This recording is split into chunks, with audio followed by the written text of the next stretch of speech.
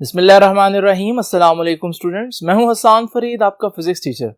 Students, आज हम लोग चैप्टर नंबर 6 फ्लूइड डायनामिक्स के शॉर्ट क्वेश्चंस करेंगे। डेफिनेटली शॉर्ट क्वेश्चंस करने से पहले थ्योरी का आना और फार्मूला का आना बहुत ज़रूरी है। तो मैं उम्मीद करता हूं लेक्चर के स्टार्ट करने से पहले कि आप लोगों को सारी थ्योरी और सारे फार्मूला याद होंगे। तो आइए देखते हैं कि पहला शॉर्ट क्वेश्चन की स्टेटमेंट जो है वो क्या कहती है। कहते हैं from the top of a tall building you drop two table tennis ball, जिसे हम पिंग पोंग बॉल भी कहते हैं, one filled with water and one filled with air. ठीक है, दो बॉल्स हैं, यहां मैं बना देता हूं आपके लिए।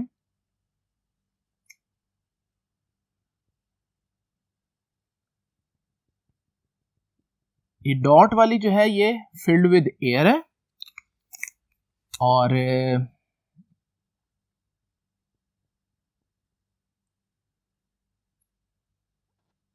एयर लिख देता हूं ताकि आपको याद रहे। और इसके अंदर जो है ये वाटर है।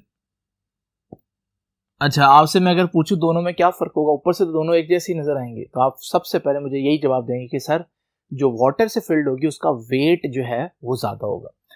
तो हम कह सकते हैं कि अगर मैं इसका वेट बनाऊं डाउनवर्ड, तो इसके वेट का वेक्टर मुझे ज्यादा लंबा ड्रॉ करना पड़ेगा क्योंकि इसका वेट जो है वो ज्यादा है।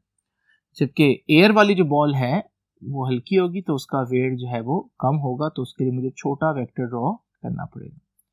सबसे पहला फर्क आप देखें कि दोनों बॉल्स में एक्चुअली में जो फर्क है वो उनके वेट का है। ठीक है, अच्छा आगे वो पूछता क्या है, which ball will reach terminal velocity first and why. कौन सी बॉल जल्दी टर्मिनल वेलोसिटी पकड़ लेगी और क्यों। इसको देखने के दो अंदाज हैं, एक मैथमेटिकली और एक फिजिकली। देखें, टर्मिनल वेलोसिटी कब आती है, जब हमारे पास जो ड्रैग फोर्स है, जो हवा फोर्स लगा रही है ऑब्जेक्ट को मूव करने से रोकने के लिए, जो कि मोशन के ऑपोजिट होगी, यानी बॉल अगर नीचे गिर रही है तो ये ड्रैग फोर्स ऊपर को होगी। तो टर्मिनल वेलोसिटी तब आती है जब वो ड्रैग फोर्स वेट के बराबर हो जाए। तो अब जरा गौर करें, अगर मैं यहां पर देखूं कि इसका वेट डाउनवर्ड इतना है, ये वेक्टर से रिप्रेजेंट किया, इसका वेट ज्यादा है। अब जब दोनों का साइज सेम है, दोनों पर ड्रैग फोर्स एक जैसी लगेगी, तो आप देख रहे हैं यहां पर जल्दी ड्रैग फोर्स वेट के बराबर आ जाएगी, यानी कि थोड़ी देर के बाद इस पर भी इतनी ड्रैग फोर्स है, इस पर भी इतनी ड्रैग फोर्स है। ठीक है, दोनों पर इतनी इतनी ड्रैग फोर्स होगी, लेकिन इसका क्योंकि वेट ही कम था तो ड्रैग फोर्स वेट के बराबर हो गई है। इस पर भी उतनी ड्रैग फोर्स लग रही है, लेकिन इसकी ड्रैग फोर्स अभी भी इसके वेट के बराबर नहीं है क्योंकि वेट इसका काफी ज्यादा था। तो इसकी ड्रैग फोर्स वेट के बराबर हो चुकी है, इसकी नहीं हुई, यानी इसकी टर्मिनल वेलोसिटी अचीव हो चुकी है। इसका मतलब सबसे पहले किसकी टर्मिनल वेलोसिटी आएगी, जिसका ड्रैग फोर्स और वेट आपस में जल्दी बराबर हो जाएंगे। और किसका ड्रैग फोर्स और वेट जल्दी बराबर होंगे, जिसका वेट कम है, यानी the ball filled with air. तो ये इसको देखने का अंदाज है। इसको अभी और मूव करना पड़ेगा, फिर जाकर आहिस्ता आहिस्ता टर्मिनल वेलोसिटी बढ़ती जाएगी। एक वक्त आएगा कि हमारे पास ड्रैग फोर्स जो है वो वेट के बराबर हो जाएगा। ठीक है, ड्रैग फोर्स बढ़ती जाएगी और फिर ड्रैग फोर्स वेट के बराबर हो जाएगा और फिर टर्मिनल वेलोसिटी आएगी। तो इसकी टर्मिनल वेलोसिटी बाद में आएगी, इसकी टर्मिनल वेलोसिटी पहले आएगी। ये तो होगी फिजिकल रीजन जो मैंने आप लोगों को बनाकर दिखा दिया, लेकिन इसके मैथमेटिकल रीजन देखते हैं। आंसर तो आपको पता है कि आंसर जब फिल्ड विद एयर, जो बॉल फिल्ड विद एयर है वही हमारा आंसर है। The ball filled with air will reaches to its terminal velocity first. उसकी टर्मिनल वेलोसिटी जल्दी आएगी, पहले आएगी। अब उसकी मैथमेटिकल रीजन जो आप लोगों ने वहां देनी है, आप कहेंगे रीजन में टर्मिनल वेलोसिटी इज रीच्ड, पहले बताया ना कि टर्मिनल वेलोसिटी कब आती है, तब बताएं टर्मिनल वेलोसिटी तब आती है when drag force becomes equal to weight of the object. जैसे drag force weight of the object के बराबर हो गया। ठीक है, मैं लिख देता हूं इधर ताकि कंफ्यूजन खत्म हो। ये ड्रैग फोर्स है, तो ड्रैग फोर्स वेट के बराबर हो गया, इसकी टर्मिनल वेलोसिटी आ चुकी है, लेकिन इसकी ड्रैग फोर्स थोड़ी देर बाद इतनी बड़ी होगी कि वो उसके वेट के बराबर हो, क्योंकि इसका वेट ज्यादा है, तो इसकी टर्मिनल वेलोसिटी बाद में आएगी। अच्छा, ये जो बात मैंने सेंटेंस में लिखी है इसको मैंने मैथमेटिक्स में यूं लिख दिया, W यानी weight is equal to FD यानी ड्रैग फोर्स। अब W की जगह मैंने W रहने दिया, लेकिन ड्रैग फोर्स क्या होता है, 6 पाई ईटा R और VT। T छोटा जो है वो रिप्रेजेंट कर रहा है कि ये वेलोसिटी कोई आम वेलोसिटी नहीं बल्कि टर्मिनल वेलोसिटी है। अच्छा, इस VT को एक तरफ रखते हैं, बाकी सारी चीजें जो मल्टीप्लाई हो रही है तो जाकर W से डिवाइड होंगी, तो हमारे पास ये चीज बनेगी। तो टर्मिनल वेलोसिटी और वेट के साथ जो रिलेशन निकालना है उसके लिए मैं बाकी सारी सिचुएशन को, कंडीशंस को कांस्टेंट कर देता हूं। आर क्या है, बॉल का साइज समझ ले, रेडियस, तो दोनों बॉल्स एक जैसी रेडियस की थी तो आर सेम है। ईटा क्या है, वो मीडियम की विस्कोसिटी जिसमें बॉडी जो है वो गिर रही है, तो दोनों एयर में गिर रही है, तो इसका मतलब दोनों की जो जिस मीडियम में फॉल करे वो सेम मीडियम है, तो ये भी कांस्टेंट हो जाएगा। 6 और 5 वैसे कांस्टेंट है। नीचे वाली सारी चीज अगर कांस्टेंट कर दूं तो टर्मिनल वेलोसिटी का वेट के साथ डायरेक्ट रिलेशन आया, यानी terminal velocity is directly proportional to weight of the object. जिसका वेट ज्यादा होगा उसकी टर्मिनल वेलोसिटी ज्यादा होगी, जिसका वेट कम होगा उसकी टर्मिनल वेलोसिटी कम होगी। As the ball filled with air have less weight, तो ऐसे ही ना, मैंने आपको पहले बताया था जिसमें एयर होगी उसका वेट कम होगा, तो इसका मतलब क्या है, which means it will have small terminal velocity, तो उसकी टर्मिनल वेलोसिटी भी कम होगी। जब टर्मिनल वेलोसिटी कम होगी and it will take less time for attaining terminal velocity, तो जिसकी टर्मिनल वेलोसिटी कम होगी वो पहले टर्मिनल वेलोसिटी अचीव कर लेगा, जिसकी ज्यादा होगी उसे टर्मिनल वेलोसिटी तक अचीव करने में ज्यादा देर लगेगी। तो ये था हमारा क्वेश्चन नंबर 1। चलते हैं नेक्स्ट बोर्ड पर और देखते हैं कि नेक्स्ट क्वेश्चन जो है उसकी स्टेटमेंट क्या कहती है। देखते हैं स्टेटमेंट क्वेश्चन नंबर 2 की। Why can squirrel का मतलब होता है गुलहरी, ठीक है, दरख्तों पर आपने देखा होगा, jump from a tree branch to the ground and run away undamaged। आपने देखा होगा कि वो बड़ी ऊंची ऊंची शाखों से जब छलांग लगाती है तो वो जमीन पर सेफली लैंड करती है, उसको कोई डैमेज नहीं होता। अच्छा, वो कहता है while human can break a bone, लेकिन अगर उतनी ही हाइट से ह्यूमन जो है वो जंप करे तो उसकी जो है वो हड्डी भी टूट सकती है। तो इसकी वजह क्या है, तो इसकी वजह जी सबसे पहले हम एक लाइन में बताएंगे, और वो लाइन हमारे पास वही चीज है जो हमने पिछले क्वेश्चन में पढ़ा, ठीक है। अब देखें, स्क्विरल जो है, यानी मैं इसको यूं बना देता हूं, वो एक छोटी चीज है, जब इंसान है वो एक हैवी चीज है, तो इसका वेट जो है वो नीचे को कम होगा, जबकि जो ह्यूमंस हैं उनका वेट नीचे को ज्यादा होगा, ठीक है, बल्कि काफी ज्यादा होगा। जब दोनों हवा में गिरेंगे, दोनों पर फोर्स लगेगी, तो क्योंकि इसका वेट बड़ा कम है, अभी हवा ने इस पर इतनी फोर्स लगाई थी कि जो हवा ने ड्रैग फोर्स लगाई है वो उसकी वेट के बराबर हो चुकी है, तो ये तो बड़ी जल्दी टर्मिनल वेलोसिटी अचीव कर लेगा। जब टर्मिनल वेलोसिटी बड़ी जल्दी अचीव कर लेगा तो उसी टर्मिनल वेलोसिटी से ये नीचे आता रहेगा। जब कम वेलोसिटी से नीचे आता रहेगा तो इसका मतलब कम वेलोसिटी से जमीन को हिट करेगा तो उसको कोई डैमेज नहीं होगा। लेकिन आपको मालूम है इसका वेट बहुत ज्यादा, यानी ह्यूमंस जो होंगे जो फॉल करेंगे उनका वेट बहुत ज्यादा होगा, तो उनकी टर्मिनल वेलोसिटी तब अचीव होगी जब ड्रैग फोर्स वेट के बराबर हो जाएगी। लेकिन वेट इतना ज्यादा है कि काफी टाइम लगेगा ड्रैग फोर्स को वेट के बराबर होने में। इस दौरान टर्मिनल वेलोसिटी जो है वो काफी ज्यादा अचीव कर चुका होगा ह्यूमन, तो जब वो जमीन को हिट करेगा तो इस सूरत में क्योंकि टर्मिनल वेलोसिटी इतनी ज्यादा होगी तो वो उसको डैमेज कर देगी। तो जरा देखें जी, वजह क्या बनी, अ squirrel remains undamaged because it falls with small terminal velocity, क्योंकि उसकी टर्मिनल वेलोसिटी बहुत कम होती है। लेकिन क्यों कम होती है अब हम देखते हैं। रीजन क्या है, we know that terminal velocity is reached when drag force becomes equal to weight. ये हम लोगों ने वही वाली बात दोबारा लिखी है कि जब ड्रैग फोर्स और वेट आपस में बराबर हो जाए तब टर्मिनल वेलोसिटी आती है। तो ड्रैग फोर्स Fd है, वेट W है, तो W is equal to Fd। अब W किसके बराबर है, वेट तो mg के बराबर होता है। Drag force 6 pi eta R v, यहां से हम v निकालते हैं तो v किसके बराबर है, mg over 6 pi eta R. अगर हम सब चीजें कांस्टेंट कर दें तो टर्मिनल वेलोसिटी और मास दोनों ऊपर है, तो इनका रिलेशन क्या आया, डायरेक्टली प्रोपोर्शन। यानी जिस चीज का मास ज्यादा होगा उसके टर्मिनल वेलोसिटी ज्यादा होगी, जिसका मास कम होगा उसकी टर्मिनल वेलोसिटी कम होगी। तो स्क्विरल जो है उसका मास कम है तो उसकी टर्मिनल वेलोसिटी कम होगी, और टर्मिनल वेलोसिटी कम होगी तो जब जमीन को वो उस टर्मिनल वेलोसिटी से हिट करेगी, क्योंकि वो कम होगी तो इतना डैमेज नहीं होगा। लेकिन ह्यूमंस जो है उनका मास ज्यादा होगा, मास ज्यादा होने का मतलब जमीन तक पहुंचते पहुंचते उनकी टर्मिनल वेलोसिटी बहुत ज्यादा हो जाएगी। जब टर्मिनल वेलोसिटी बहुत ज्यादा होगी तो जब जमीन को वो हिट करेंगे तो वो बहुत हाई टर्मिनल वेलोसिटी से हिट करेंगे, ज्यादा वेलोसिटी से हिट करेंगे, तो उनकी बोन्स डैमेज होने का खतरा होगा। तो ये बात मैंने लिख दी है। It means the terminal velocity is directly related with the mass, ऐसे डायरेक्टली रिलेटेड है मास के साथ। As squirrel has very small mass, उसका मास कम है तो उसकी टर्मिनल वेलोसिटी भी कम होगी ना, so it's terminal velocity will be less and falling with this small velocity will keep the squirrel safe. तो क्योंकि वो कम वेलोसिटी होगी इसकी टर्मिनल वेलोसिटी, उसी टर्मिनल वेलोसिटी से वो ग्राउंड तक आएगी, तो वो कम होगी, जब वो हिट करेगा तो कम मोमेंटम का चेंज होगा और उसको वो सेफ रहेगा उसके लिए। But in case of a human, the velocity will B large enough, यानी वेलोसिटी इतनी ज्यादा हो चुकी है, मास ज्यादा ना, तो वेलोसिटी बहुत ज्यादा हो चुकी है। कितनी ज्यादा?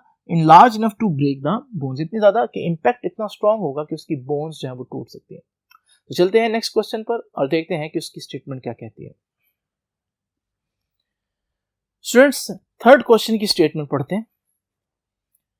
How does the terminal speed of a parachutist, parachutist मतलब पैराशूट पहनकर जो जंप करता है ना वो, before opening a parachute compare to the terminal speed afterward, यानी आसान अल्फाज में वो कह रहा है कि एक शख्स जो है पैराशूट पहनकर जंप करता है, तो जब तक उसने पैराशूट नहीं खोला तब तक उसकी टर्मिनल स्पीड के बारे में आप क्या कहेंगे, और जब उसने पैराशूट खोल लिया तो ये टर्मिनल वेलोसिटी के बारे में आप क्या कहेंगे। तो जरा देखिए, सबसे पहले ये दोनों इक्वेशंस देखें, ड्रैग फोर्स और टर्मिनल वेलोसिटी। आपको पता है ड्रैग फोर्स का फॉर्मूला है 6 pi eta are we, are ऊपर आ रहा है, तो ड्रैग फोर्स का आर के साथ डायरेक्ट रिलेशन है। आर क्या है? आर रेडियस है। आप यहां पर यूं समझें कि आर जो है जो ऑब्जेक्ट गिर रहा है उसका साइज है, ठीक है। तो हमारे पास अगर साइज ज्यादा होगा तो ड्रैग फोर्स ज्यादा होगी, हवा ज्यादा जगहों पर रुकेगी और ज्यादा जगहों पर जब लगेगी तो हवा उसको जल्दी रोकेगी, यानी ड्रैग फोर्स बहुत ज्यादा हो जाएगी।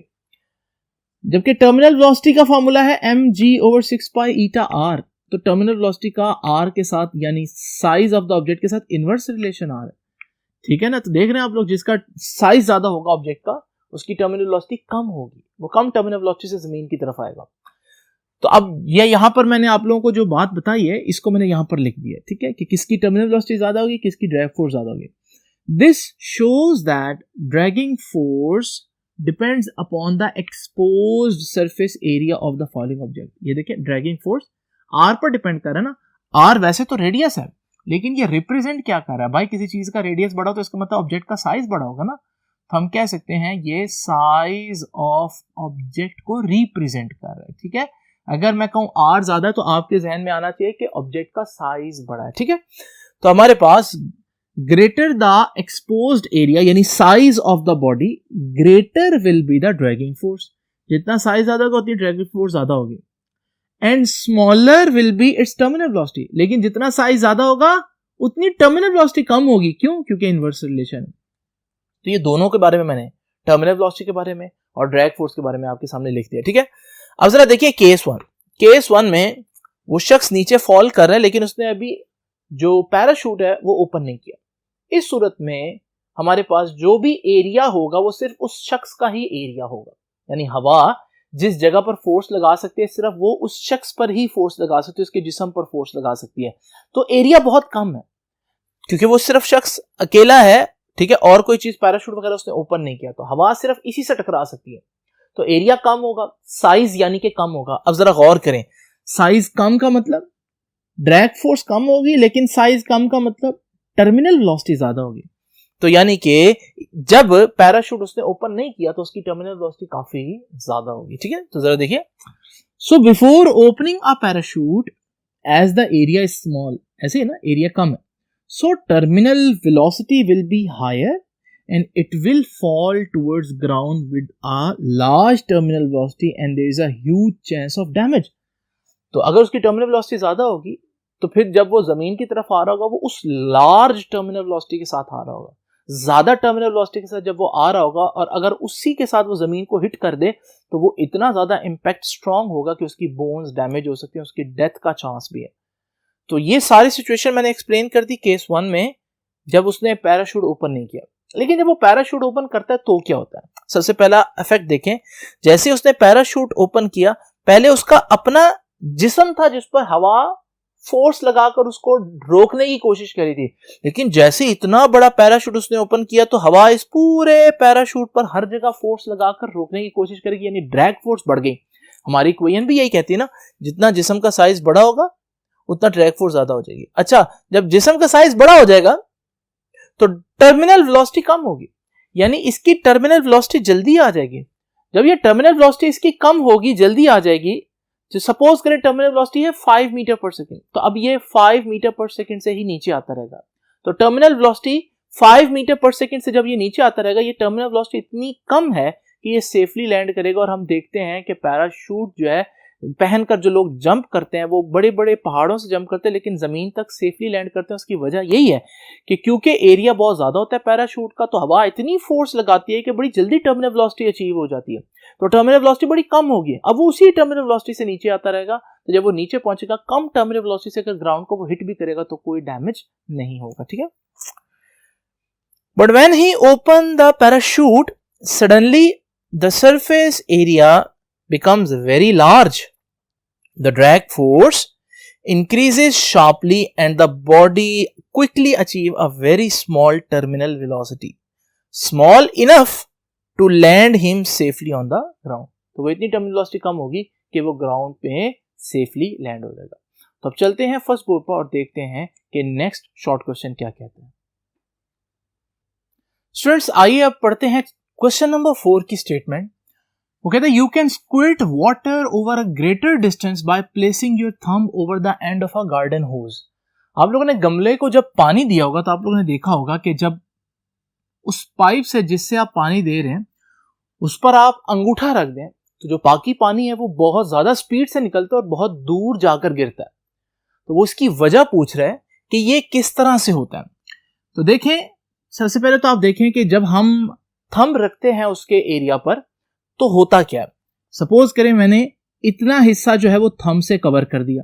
जब मैं इतना हिस्सा थंब से कवर कर दूंगा तो इसका मतलब वो एरिया जहां से पानी ने निकलना है मैंने वो एरिया रिड्यूस कर दिया। तो इसका मतलब थंब रखने से बेसिकली एरिया कम हो जाता है और हम देखते हैं कि ऐसा करने पर जो पानी है वो बहुत तेजी से निकलता है और जब वो तेजी से निकलेगा तो वो डेफिनेटली ज्यादा दूर तक जाकर गिरेगा।